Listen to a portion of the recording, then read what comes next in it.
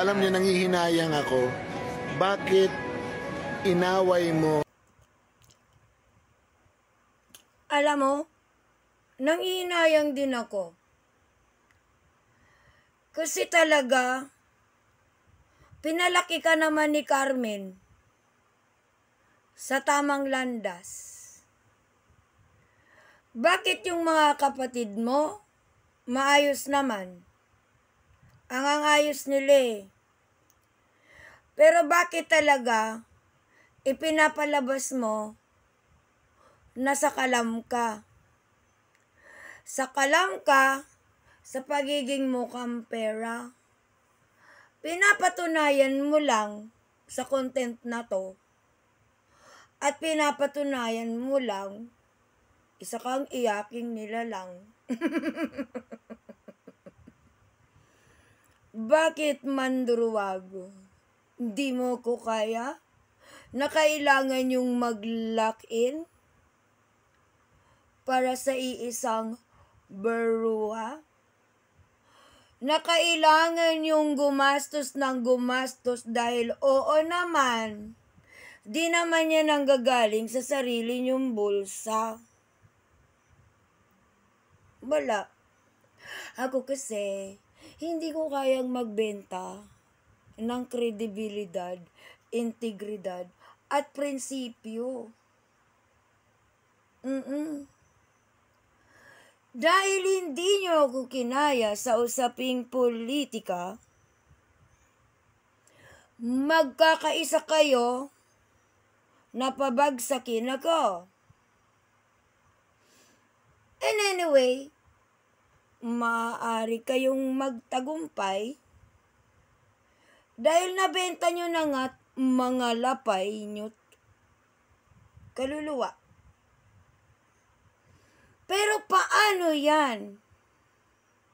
If the course will take its place. Tama ba English ko?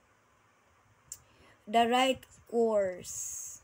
Hindi course. Will takes in the right places for divine intervention. Paano yun? Nakaisa ka lang dahil pinaisa kita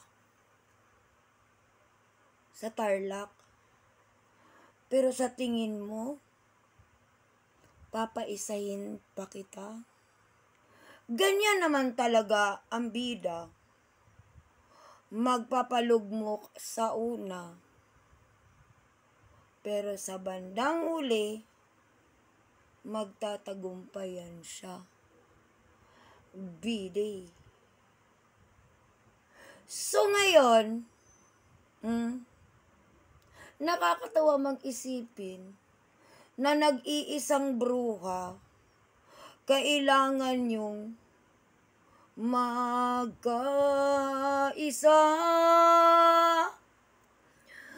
At dahil hindi nyo na ako kaya, paos. Sige lang, B. Focus lang. The more you let the people know that you are in the same color, that the same feather makes a good feather duster. Dami-dami nyo nang dinadamay. Ako lang to be. Kung ganyan lang naman pala alisin nyo ako sa TikTok, di sana binili na. Dami-dami yung pera. Bili nyo na TikTok, be.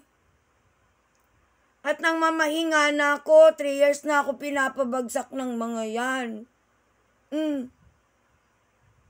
Diyos ko, mandalulu. Lumuluwag na tornilyo mo. Oh. Sa tingin mo lang naman din, ikaw lang ang bright.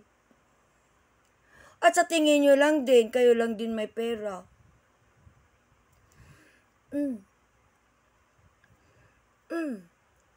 At sa tingin nyo lang din, kayo lang ang may ebidensya. At sa tingin nyo lang din, kayo lang ay may mga taga-suporta. Watch out!